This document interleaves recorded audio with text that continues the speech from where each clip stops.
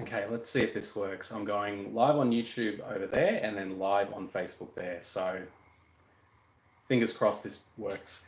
Hey guys, Jonathan here with TechWizTime. It's been a while since I've made a video, especially on YouTube, but I'm trying to get back into it, and I figured what better way to do it than to do it with a live video. And in this video, I'm going to be looking at reviewing the Udoo bulb gear, which was kindly sent out to me. So, without getting too much into everything else, I'll get started on the review. So, what it is, it's an AMD embedded motherboard and processor all in one. The size of a little bit bigger than a Nook. I've got one of the Intel Nooks there, and it is slightly bigger due to the undercarriage there where you can store an SSD. So not bad in terms of size. I think I just killed the demo. That's what life's for, isn't it? All right, so what it will do, it'll allow you to hook up two DDR4 RAM sticks to it. At the moment, there is two 8 gig sticks in there. They're the sodium kind, and it will support up to 32 gigabytes of DDR4 RAM, so not too bad. It does support the M.2 drives or SATA SSDs. In saying that, though, you can also hook up a. I'm trying to think here, and this is the hardest thing when it's not rehearsed or anything like that. You can hook up a external GPU to this one, which is awesome. It makes things, obviously run a lot better. This is Shadow of the Tomb Raider running at 15 frames per second, and that's 720p on the medium setting. So you need to go down to low to get your 30 frames per second. So, all right, in terms of ports, on the front here, you've got an IR port there. You've also got two USB ports, which I've got occupying two Logitech keyboards and mice at the moment. And there's also a mic input right at the front there for streamers and so forth. Around to the back, if I can do this without turning it off, we've got power over here, which is 19 volt. And it's 65 watts, I believe, is the draw on that one, or the maximum draw that it'll take. You've got an Ethernet port, two USB-C ports, two HDMI ports, which, paired with the two USB-C ports, will allow for 4 HDMI monitors. They do say 4K output, however, I don't know how well it would run, 4K monitors out of this. You've also then got your SPDIF or your headphone output. Didn't break it, sweet. Okay, so the average FPS is 17 frames per second. That was on the medium setting of Shadow of the Tomb Raider. So if I change that down to low, and what I'll do is I'll just run it again, just while we're chatting about it.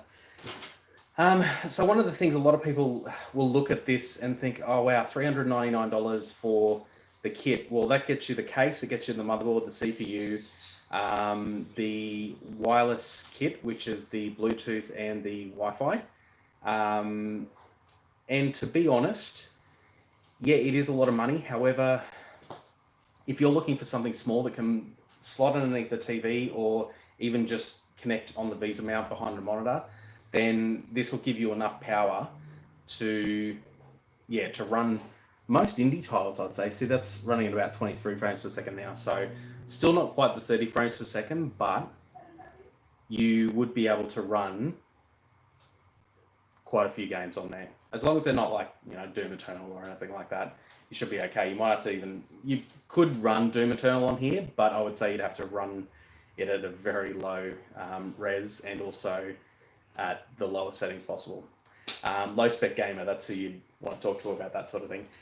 In terms of price, $399 US. It's not the cheapest one that's out there. However, for the capability of being able to run games and so forth and have a fairly decent CPU in there, the CPU runs at 2 gigahertz and maxes out at 3.6, and that's 4 cores, 8 threads. So it's a pretty pretty decent CPU. I don't see any. I'm seeing likes, which is awesome on Facebook. Not seeing too much on. Oh, sorry, on YouTube. Not seeing much on Facebook, so it may not have gone out properly, but we'll see. Yeah, okay, so at the moment in here is an M.2 Samsung M.2 NVMe drive, as well as 16 gig of RAM. So not bad. It is 2400 megahertz RAM, which, sweet. Yeah, not a problem. Yeah, I'm glad that I'm going over this. Yeah, it's been sitting with me for a little while, and yeah, I'm just glad that I'm able to use. Well, I'm actually using my lunch break at the moment to review this. So yeah, it's trying to be time efficient with what I've got. So yeah, that's running at about 30 frames per second there at the moment, which is, yeah, fantastic for Shadow of the Tomb Raider. So on the low setting, you can get away with that, especially if you're looking for something to run on a TV or just a little discrete gaming computer. All right, so what was I saying? Yeah, so the M2, the DDR4 in there is 2400 megahertz. Obviously, the higher megahertz RAM you run with an integrated AMD GPU, the better performance you'll get and frames and all that sort of thing. It's usually only a couple of frames, but if you are looking to push it a little bit further and you've got some SODIMM DDR4 memory at a higher clock rate, then definitely put it in here and you're going to see better results. Okay, what else was I going to talk about? Yeah, so having the ability here, like I've hooked up the Xbox wireless controller. This is the Xbox One Bluetooth compatible controller. A lot of them, the earlier generation Xbox One controllers weren't compatible with Bluetooth. So getting yourself a good Xbox One controller that is Bluetooth compatible is definitely something that will work really well with this. In future videos, what I'll be doing is one of my childhood dreams was to create a arcade machine. So this is going to be at the heart of that arcade machine, and it's going to run things like MAME. Don't break my nose, right? It's going to be running things like MAME. I'll try PS2 emulation and all that sort of thing as well. I haven't got anything like that installed at the moment, but it will be something I'll look at in the future. So yeah, I think it'll even handle up to about Wii. So Wii and GameCube. So some Smash Brothers or something like that. Metroid Prime maybe. We'll see how we go, but that will be a future video. Probably, I'm not even going to say a couple of months down the track. It's probably going to be 6 months or something like that. So don't expect that anytime soon. In saying that though, this... Actually, I really like that. On YouTube, it tells me a countdown of how long I've been running. So I've been running for about 8 minutes so far.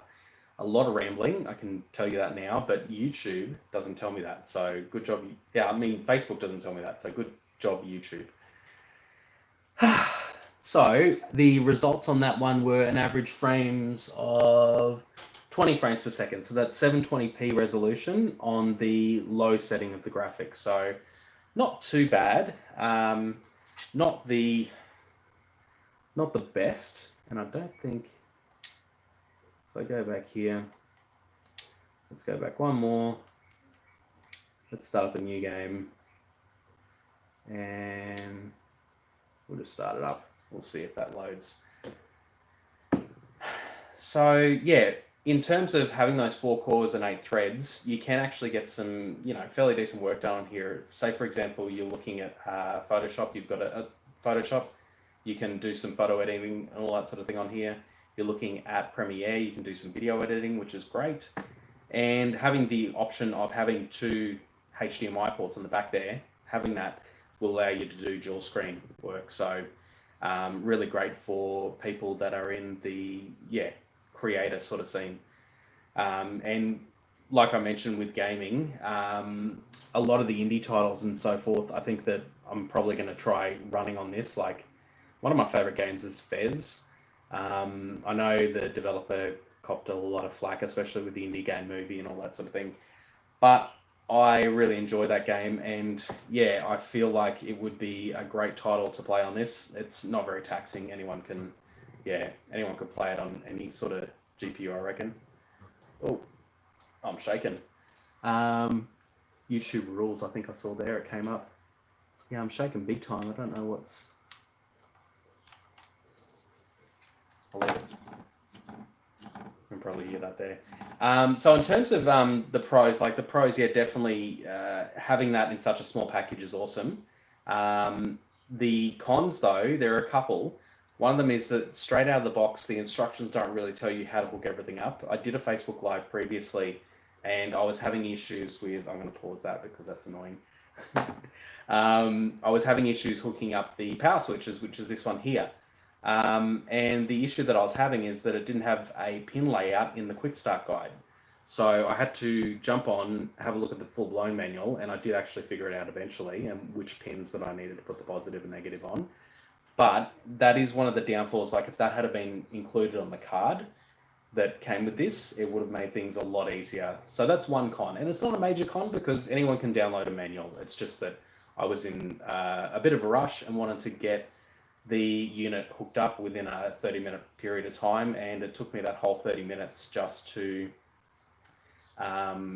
admittedly, I stuffed around a bit, but yeah, to figure out the pins, how I'd get that information, and then saw that there was a little code on there to download the PDF. So in the end, it did work out.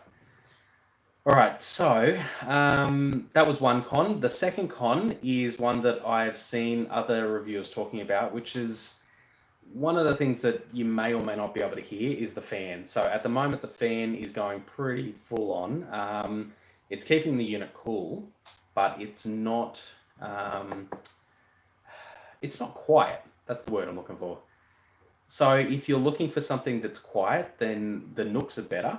But in terms of gameplay, the Intel Nooks, yeah, they don't come close to this. So if you can deal with the fan and the noise that makes, then yeah, it's not a bad option, especially for some... Well, you've got to think, it's got a Vega 8 GPU on board there with 8 CU units. So it's fairly capable. I think it runs at 1100 megahertz. So it's more capable than the Intel embedded 620 GPUs that they have inside their Nooks. So you've got to think, okay, that's going to need some pretty serious cooling. So that fan is definitely, yeah, needed for that. In terms of everything else, yeah, everything else went pretty smoothly going together. You can, like I mentioned before, you can mount an SSD underneath if that's more your game instead of using an M.2 drive. SSDs are fairly common, and I think they're pretty a bit cheaper than M.2 drives when it comes to price per gigabyte. So if you're looking to save a little bit of money, then an SSD is probably better when looking at this. So one of the other things that I was going to mention, and it's not really a con, it's just something that I just felt it wasn't sort of mentioned up front, was that the Udoo Bolt gear, the purpose of this is pretty much that it is the package of everything that you need except for the RAM and the hard drive ready to go of an older unit, which was the Udoo Bolt 1605 or V1605 or V8 actually. Yeah, it was the V8. Sorry, I apologize. So yeah, it's using that same motherboard, and this repackage of the Udoo Bolt gear is pretty much everything that you'll need to get started. It's the aluminium case, the motherboard, the wireless and Bluetooth adapter, which is, yeah, you definitely need that, unless you've got wired internet, which, yeah, at the moment I think I'm running out here in this new office completely wireless because I can't run it from the main house. So yeah, so the Wi-Fi module, the case, the motherboard as a complete kit, and that's the Udoo Bolt gear. So yeah, now, like I mentioned before, the price is definitely something that a lot of people are going to look at and go, you know, $399, and that's a special at the moment. Is that going to be worth the coin? And I can't tell you. I honestly, if it's something that you want to keep discreet, something that's small that can play, you know, a lot, well, most games, not all the AAA games, but definitely a lot of older titles. If you've got a massive Steam library of older games that you want to catch up on, then this little thing is going to be awesome. And Facebook just cut out, so YouTube's still going. Sweet. So yeah, anyway, that's pretty much my review for the Udoo bulk gear. If you've got any questions or anything like that, definitely leave me a comment down in the description below. Like I said, and yeah, comment on Facebook as well. Like I said, this is something that is going to be used at the heart of an arcade machine. So I'll be doing some pretty extensive testing once I've managed to get that project started. It should run most PS2 titles, which I'm led to believe. I might need to tweak some things, and if I do, then I'll definitely... Does it run Skyrim? And Australian accent. I would say that it would definitely run Skyrim, considering that Skyrim runs on a Nintendo Switch. This thing should have no issues whatsoever. But what I'll do is, over the next couple of days, I might install a few other games on there, like Doom, Fallout 4. I'll do Skyrim as well. What else can I do? Maybe GTA 5, and I'll just see how they run in terms of frames per second and what settings you have to run on them. And I'll try and come back for another live. I won't say that it'll be this week. I'll say that it will be sometime over the next week or so. So yeah, I'll see how I go with installing that software and then come back and yeah, give you a little bit more of a report on the gaming. But yeah, if you are looking for a little machine like this, then I'll leave a link down in the description or the comments soon. Once this live is finished, I'll get some links sorted out so you can check it out. Oh, howdy BVP Tech. You were on my Facebook live stream the other day, which is great. Nice to see you again. So yeah, that's about it. I'm going to wrap things up. Yeah, definitely leave any questions down in the comments below, because what I'll do, like I said, I'll try and come back for a refresher and see if I can get some other games running on here and yeah, show you the results for those. So thanks for watching, guys, and yeah, we'll see you in... I was there. Cool. Yeah, we'll see you in the next couple of days. I'll try and make this a regular thing, so that way I can get back into videos more. Sorry, I just saw another comment. Will you make a Raspberry Pi 4GB for 8GB edition? I haven't got my hands on an 8GB yet. I've got the 4GB and the 1 and 2GB, but yeah, not a 8GB. So nothing that I can do with that yet. But yeah, one step at a time. I'll come back to this one and see what games will run really well on this in the next week or so, and yeah, we'll go from there. So thanks for watching, guys. Thanks very much.